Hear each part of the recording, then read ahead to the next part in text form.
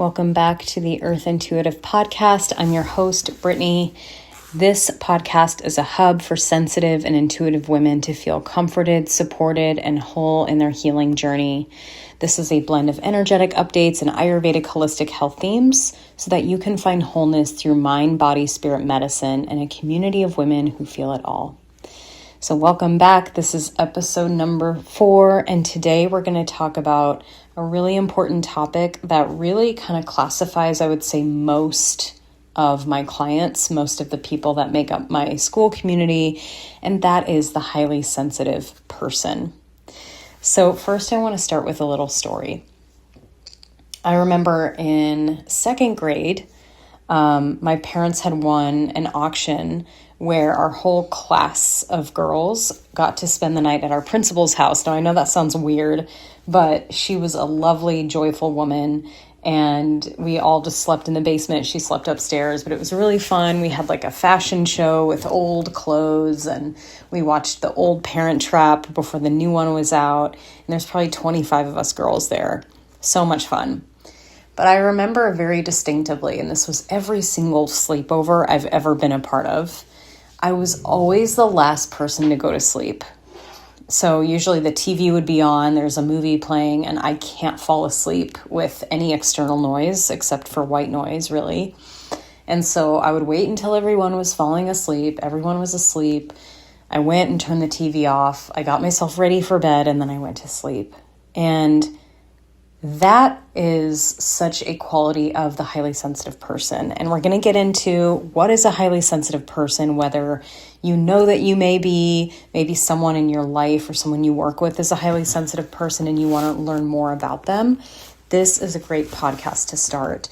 We're also going to get into the positives and also the challenges, a lot of challenges that come with being a highly sensitive person in an age where the world is so loud and distracting. This is not a podcast about being overly neurodivergent. So highly sensitive is not seen as a disorder, whereas ADHD, autism, more of those sort of diagnosis are a little bit more studied and clinical.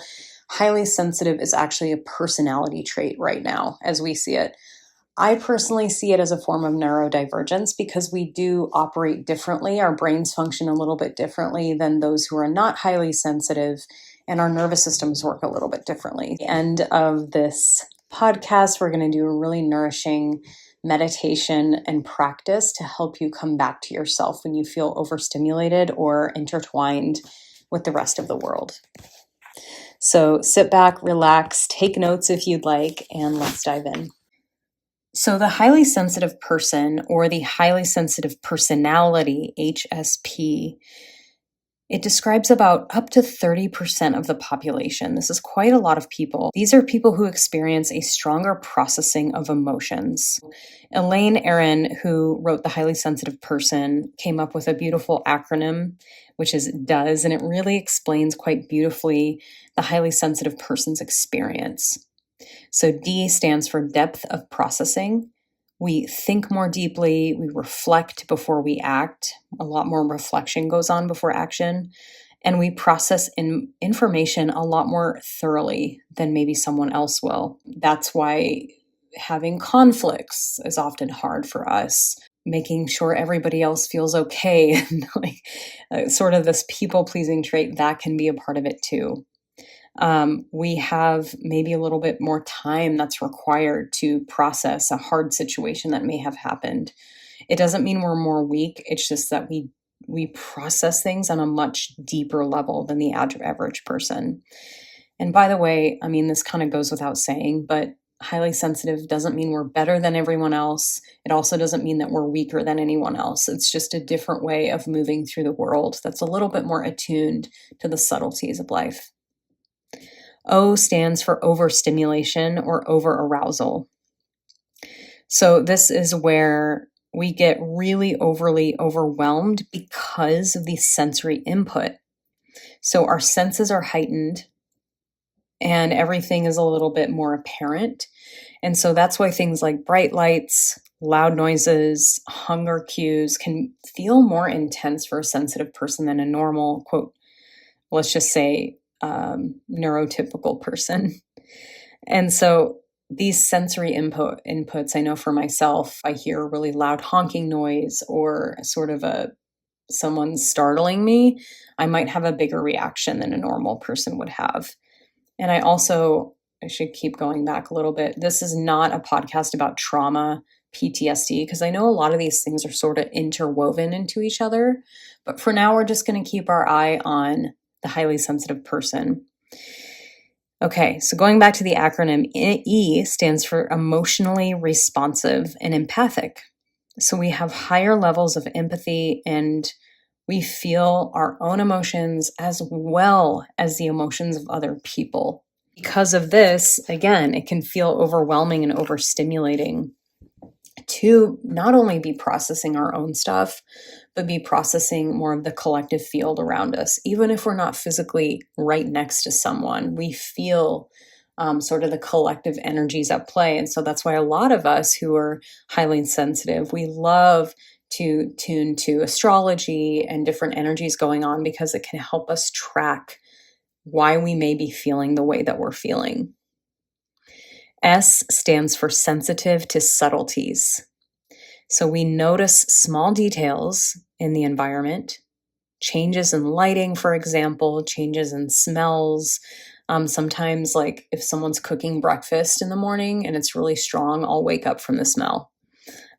Change in mood. If there's a specific or particular mood in a place, which I think most people can pick up on, of course, but if there's even a subtle change in mood or energy, we can feel it right away. There's also those subtle social cues. This would be almost like the opposite of someone who's unable to pick up on other people's feelings or emotions. We're almost overly able to pick up on subtleties, energies, and emotions of others. And this, again, this trait is why so many of us have a hard time with people pleasing, walking on eggshells, trying to make sure everybody feels comfortable, because more than not, we feel what other people are feeling without them having to say a word. So again, there's 30%. This number used to be about 15 to 20%, but recent studies have shown it's up to 30% of people have this trait. Now, like I said before, it's not a disorder. It's more of a personality trait. And so this is not something that we need to use as a crutch or an excuse, but I do think it helps to help people feel like they're less alone in the way that they are, and to also know that they have these beautiful gifts within them. So let's talk about the gifts, because there are a lot of challenges. We'll get to that in a moment, but let's first talk about the gifts. Because when you are highly attuned to the world around you, when your nervous system is highly attuned to the world around you, when your brain is highly attuned to the world around you, you're able to pick up on the things that other people will not pick up on. One of the things I always like to joke about, because I'm such a light sleeper, is in ancient times, I would have been maybe a night guard or a tracker. You know, I can wake up really easily from a noise, temperature change. If there's an intruder, I would wake up. Sometimes if someone shifts in the bed or there's like a light change, I will wake up. And again, that's a challenge, but it's a gift as well, because we need to have those people taking care of everyone else, like really being that person to keep the watch. Tracker. Back in the day, maybe it was an animal tracker, a hunter, a huntress. They can pick up on the subtleties of paw prints, changes in, landscape in the woods, any sort of sense. This is probably, if you are a highly sensitive person, this is probably the jobs that we were given in ancient times, is to, take the pulse of what's going on around us when most people are not able to tap into that level of subtlety. As we know, because there's that depth of emotion, depth of processing, highly sensitive people are very, very creative. They make great artists, great writers, great philosophers and teachers, coming up with new ways of thought and being. Highly sensitive people are also medicine makers, whether that's pharmaceutical medicine, or maybe it's herbal medicine. They have the ability to speak with the unseen realms, whether that's with animals or plants. And their intuition is heightened as well because they have that depth of processing. Highly sensitive people are also great caretakers, right? We have that level of empathy, of compassion. So, those of you who work in the healthcare industry, or taking care of elders, or taking care of children, or school teachers, the list goes on and on. Highly sensitive people make wonderful teachers for that because they can pick up on the subtleties of what's going on, maybe in the older person they're taking care of, or the child that they're taking care of, that maybe not everybody else would notice. Highly sensitive people also make wonderful healers, astrologers, mediums, hypnotherapists, therapists, health counselors, tarot readers, all of that, because again, we're picking up on subtlety, we're picking up on energy. If you're sick of using the word energy, you can use the word subtlety, but really it's picking up on feelings and energy versus just what's here in plain sight that everybody has access to see. And so with all these incredible gifts, with even just the gift of having heightened senses. So maybe you taste a dessert that tastes more delectable and delicious than it would for anyone else. Or you get in the bath and you have more of an incredible experience than anyone else. Or you have an orgasm and you have more of an incredible experience than maybe your partner does. There's so many beautiful things that come with those who are more sensitive to stimuli and those who are also more depth or more deep in their feeling and their processing. Highly sensitive people can really appreciate more of the mundane because it's in that simplicity that the everyday mundane activities become more beautiful. A lot of highly sensitive people see little things as a work of art. Going out in the sunlight and just putting your face in the sun, or enjoying the full moon, or enjoying the breeze on the top of a mountaintop. There's so many little subtleties that we can enjoy as highly sensitive people that, and this is not for everyone, of course, but we may be more contempt with less and more contempt with more of the simple, mundane things of just being human, of the natural world. Now, of course, there's a lot of challenges that come with being highly sensitive, especially as we are so distracted and always online in our world that we're living in now.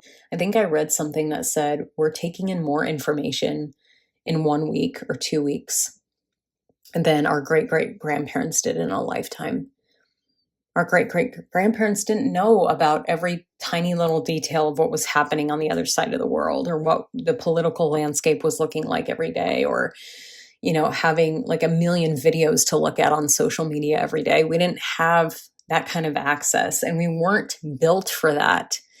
Just because technology has upgraded doesn't mean our natural nervous systems and human bodies have upgraded. We are still in the same human bodies and systems that we've had for hundreds and hundreds of years, thousands of years.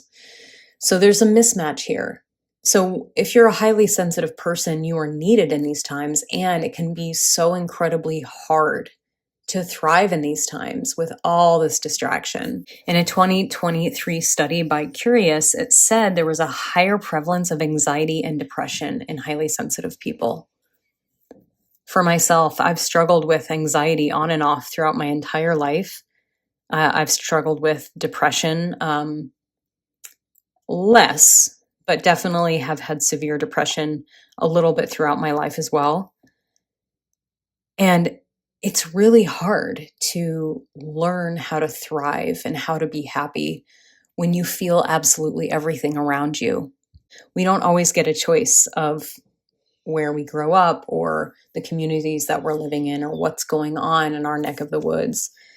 And often it takes time and patience and a lot of work to build a life that fits more of our needs. So today I live in the forest, and it's beautiful. And I also have 3 stepkids, and that's beautiful too. But with that comes a lot of chaos and stress as well. And so Being a highly sensitive person, it means more stimuli, more challenge, more invitations to continue to strengthen my nervous system and come back to the things I know that are going to help ground me. There is so much more information on traits of a highly sensitive person. There's quizzes online if you're a highly sensitive person. I would suggest checking out Elaine Aron's book, The Highly Sensitive Person. You can take a quiz online, but to be frank, if you're a highly sensitive person, you probably already know it. You don't need a diagnosis. It just is what it is. And I have found that this label, because yes, it is a label, and it doesn't mean that's all of what we are as humans. I have found this label for me personally to be empowering. And there's moments where I find it to be limiting. We can't always avoid conflict or chaos. We can't always avoid being in a big city with bright lights and loud noises. We can't always avoid just all that makes up life. And so there's this invitation for us as highly sensitive people to nourish ourselves and to ground ourselves every day. You might need more downtime. Most likely, you're going to need more downtime. You're going to need practices and meditations and rituals that help support you, even if they're very simple. You're going to need time alone, most likely, or with your favorite person, maybe your partner or your best friend or your mom, that makes you feel like you're coming back home to yourself. You may want to not go out as much as the person next to you. I wasn't always like this my whole life. I didn't really understand myself fully until I was much older, into my mid to late 20s and 30s. That's our dog, Vinny. He likes to talk a lot. So I didn't really come into really deeply knowing myself and really owning my sensitivity until much later. But I always knew there was something different about me.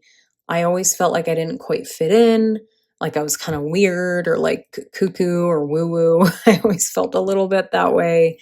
I always felt a little bit like on the outskirts of society. And I would still say that I am like that to this day. But luckily, I've found people and communities that are just like me. And there's a lot of us that are like this. So if you are the only person in your family that is highly sensitive, if you have a highly sensitive child, if you work with someone who's highly sensitive, there's so many practices, rituals, techniques that you can do to nourish yourself and to come back to yourself. So if you want a place to start, I highly recommend joining my free school community. This is a community for sensitive and intuitive women. So whether you classify, traditionally as a highly sensitive person or not, this community is for you because we get into holistic health, ways to nourish yourself naturally. And we also get into energetics. There's a free course on how to nourish your nervous system with plenty of practices. And we have 2 free calls a month. One is it's almost like a women's circle, journaling, grounding, nervous system practices, chatting. And then the other call we have a month, I'm just starting this. It's a Q&A for holistic health. So if you have some sort of issue that you're navigating and you want a little bit of feedback, or you have questions about what's inside my holistic health course, you can come to that call for free as well. So if you classify as a highly sensitive person, you may not feel this now, but more than likely in the past, you have felt alone or isolated, or like you're the only one who feels this way. Maybe you felt like there's something wrong with you. I'm here to tell you there's nothing wrong with you. And in fact, when you work with your sensitivity and when you really understand it deeply, and I'm still figuring stuff out about myself every single day, when you continue to dive into that path of discovering who you truly are and what you truly need, and you nourish that, you give that spark and that go ahead for the gifts to finally come forward, so that you're not just locked in your challenges. You're not just suffering. You're not just trying to get by. You're not avoiding life. There are ways that you can still honor your sensitivity and go out in the world. And I'm going to be recording more podcasts about this, like how to travel as a highly sensitive person, how to be in a relationship as a highly sensitive person, how to eat well as a highly sensitive person. And we're all different. A lot of things that I have found with highly sensitive people is a couple of things. And that is, number one, a lot of us have challenging paths. Maybe we've been through trauma or heartbreak or loss or grief, which is every human being, of course. But some empathic, highly sensitive people I've met have been through more of it than most, I have found, and it makes them stronger and wiser. So the path of the highly sensitive person is not for the faint of heart whatsoever. So if you have been through a lot in your lifetime, maybe you're young and you've already been through a lot, I want you to know this, that your soul chose to go through these challenges to bring wisdom here for the rest of us. That this is not for nothing. You know, it's not a punishment. It is a initiation for you to do big things on this planet. And my goal is to really help fellow sensitives feel more nourished and empowered so that they can go on and do big things in the world. So they can go on and have their dream life realized. That's what we want as highly sensitive people, because so many of us are lost in the struggle part of it. And maybe you're on antidepressants, or you're numbing out with drugs, or you're just trying to get by and you're not very happy. You were meant to do so much more in this lifetime than be stuck in that place, if that's you or someone you know. Another trait that I've noticed with highly sensitive people, empaths, is a lot of us may have chronic health issues, whether that's chronic pain, autoimmune disorders, gut issues, sleep issues, anxiety, depression, all sorts of, you can name it all off. It all manifests for us differently because we have more porous energy and we're more open to the world around us. It might be easier to get sick. It might be easier to have our body absorb more from the outside world that may not even be ours, because we process things so much and so deeply. You can think about like eating too much food and there's just not enough digestive capacity to handle all of it. And so there's a lot of things we can do as highly sensitive people to nourish ourselves. I'm not going to get through all of it right now. It's an exhaustive list. But there's one big thing I want to tackle today in this chat, and that is to limit distractions and to set boundaries. We can't control the world around us, but we can absolutely control our response.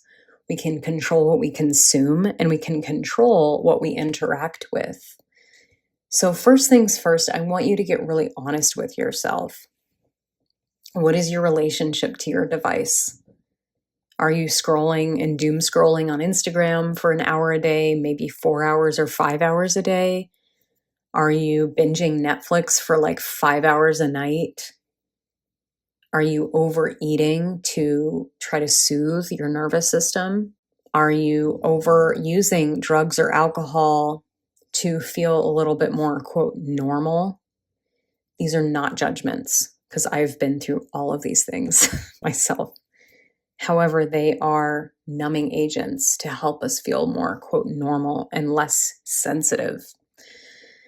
So first things first, you don't need to go for the biggest possible thing, like I'm going to quit smoking weed tomorrow, unless you want to, if that's you. But maybe it's something as simple as, how many hours a day am I spending on social media? If it's 3, can you turn it down to 1?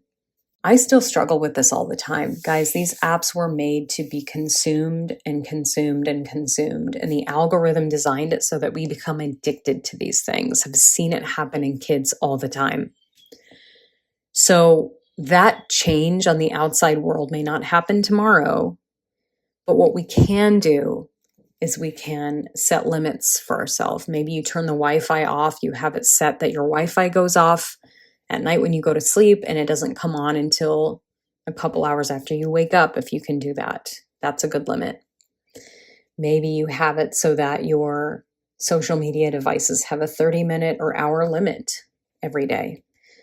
Something I've been loving to do recently is I'll delete my Instagram a lot, especially if I'm not actively creating.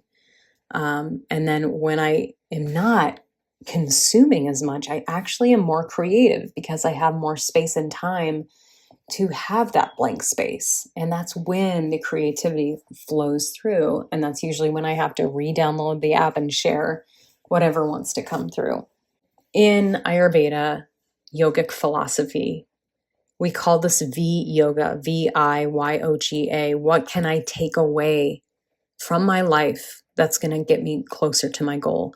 So if you're a highly sensitive person and you're feeling overwhelmed, overstimulated, maybe you're not sleeping well, maybe you want more time for your creative work, or you just want more time to feel more relaxed, what is something you can take away? Is it your device? Is it your phone? Maybe it's Netflix every single night. Maybe you limit that to 3 nights a week instead of 7 nights a week. Maybe you read a book instead on the other nights.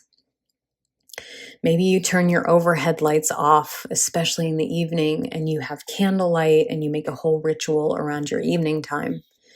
Maybe you put your phones away at dinner time and you have actual conversations with your family. If you live alone, maybe you cook for yourself a beautiful meal. And if you do want to watch TV, you make it really enjoyable. You dim the lights, you put on candles, you watch your favorite show, and you just allow yourself to really love it. When we become more conscious of what we're doing, we run out of excuses. We stop the victim mentality and we get more into how can I change my story so that I know I'm in charge here, not my device, not the politicians, not the mainstream media. I'm in charge of my own life. And how empowering is that? So Viyoga, what can I take away that's going to give me more freedom as a highly sensitive person? So I want you to think about that. What is that one thing you can do? And start small. It might be a very small thing. And then in regards to the conversation around distraction and boundaries, what is one thing I can add to my life that's going to make me feel more nourished, more creative, less anxious, whatever your goal is? And so I'm going to give us a little practice that you might want to add in to your daily routine. Maybe you do this every day. Maybe you do this every week. Maybe you do this whenever you just feel like you need a reset. And this is an energetic cleansing to really call our energy back to ourselves. Because as highly sensitive people, as empaths, it's so easy to get intertwined with other people's emotions, with other people's feelings. If you're having a great day and your partner comes home and they had a really bad day, it's so easy to absorb their emotions. And we don't want to do that. We want to be a rock for them, but we also don't want to take on their stuff. So this is a practice for that. This is adopted from several other teachers I've learned from over the years. And so let's go ahead and do this cleansing, clearing, and reclaiming practice.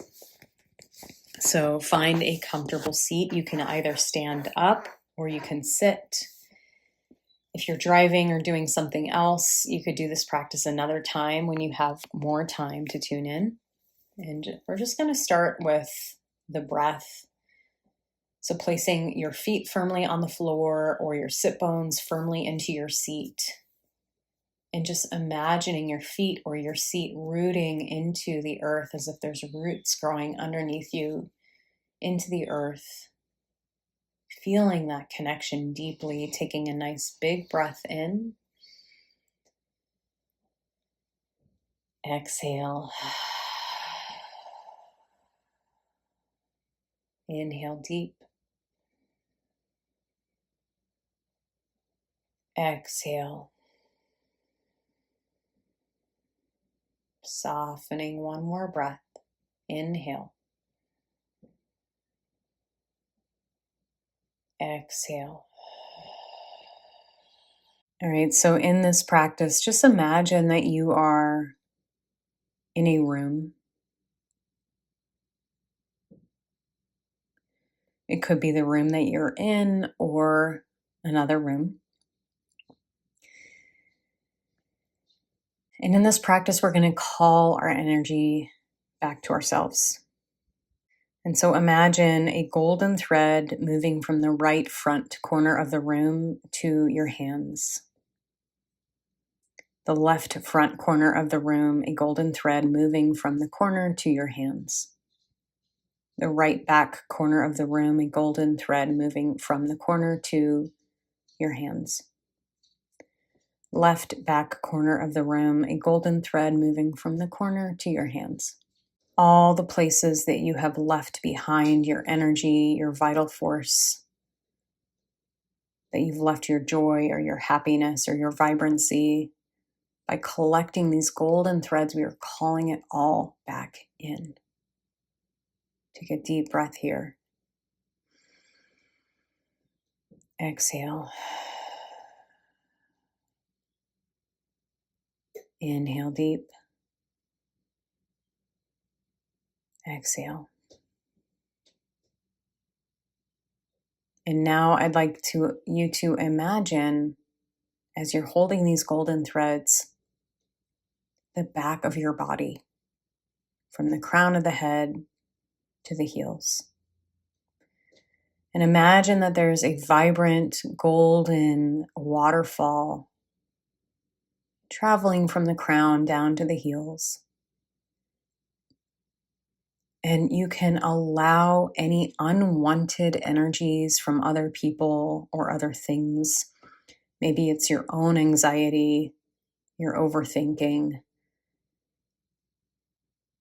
any energies that you no longer want, whether they are yours or not, allow them to flow out the back, down this waterfall into the earth.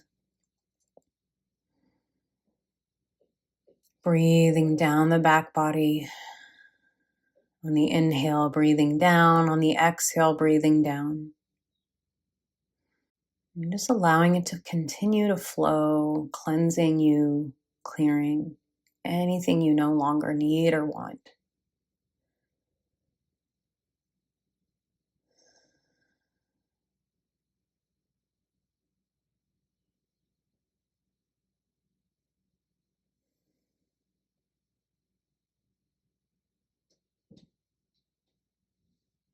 Deep breath in.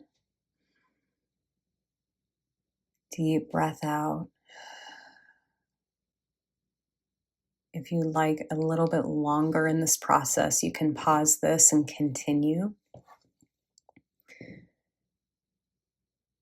Otherwise, we're going to bring those golden threads toward our heart, all that is ours to keep and hold, and allow the final bits of the waterfall to drain out, to seal our head and our feet, and to feel whole, sealing our whole body with a golden light. Inhale here. Exhale.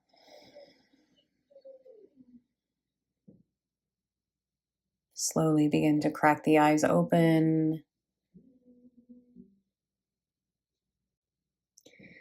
A couple more practical tips of how to clear your energy to feel more whole again is to use some sort of cleansing tool. I like to use sage at times, or Palo Santo. You can also use rosemary, lavender, mugwort, or any wild plant that already grows in your yard is the most optimal. So you just light it and you just kind of just go around the four corners of your room. Make sure you open a window as you do this to let the energies clear out. If you don't have anything like this, you can simply just open windows. That does the job as well. Sound clearing is wonderful if you want to put on some binaural beats on YouTube, or use a chime or some sort of bell is a wonderful way to clear energy. And just cleaning up your space. I can't tell you what this does for your mind as well as your space. Hygiene is really important as well. So taking a shower or a bath every day is just a physical way that you can cleanse your energy. In the summer, I love to go in wild water. Even just putting my hands and feet in wild water all year long is really beautiful for that. So I'm going to leave us here for now. Let me know if that meditation was helpful for you. If you are a highly sensitive person, tell me in the comments of this podcast, what really did you resonate with most or take away from this podcast? And I'd love to invite you to my free school community. The link is in the show notes. If you'd like deeper one-on-one support for holistic health as an empath and sensitive person, I have an entire program called Nourished. It's a 5-month program that includes a comprehensive Ayurveda, embodied Ayurveda course, 10 long hours, as well as 5 one-on-one health counseling sessions. So we could really get on top of your health goals, whether that's physical health, diet, sleep, hormones, energy. I would love to help you on a one-on-one basis. So thank you so much, friends, for tuning in. Please give me your feedback. This is really going to help me deliver what you guys want to know more about. And a lot of the content here is going to be for sensitive people, specifically sensitive women. So I am sending you all so much love, and I will see you next time.